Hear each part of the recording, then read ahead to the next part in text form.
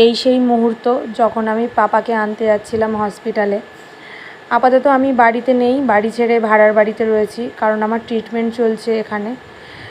তো অনেক কমপ্লিকেশান ছিল আমার, তার জন্য আমার এত বছর পরে বেবি হচ্ছে। তো যাই হোক, খুশির মুহূর্ত, যাচ্ছিলাম পাপাকে আনতে। তখনও জানতাম না পাপা হবে কি মামাম হবে। যাই হোক, ভগবানের আশীর্বাদে পাপা হয়েছে। মামাম হলেও কোনো অসুবিধা ছিল না, কারণ আমরা দুজনেই মেয়ে খুব ভালোবাসি, খুব মেয়ে চাইছিলাম। সঙ্গে আমাদের ভাই ছিল আর মা ছিল। আমি এখন আপাতত বসুনগরে আছি, অনেক দিন হলো, প্রায় বছরখানেক।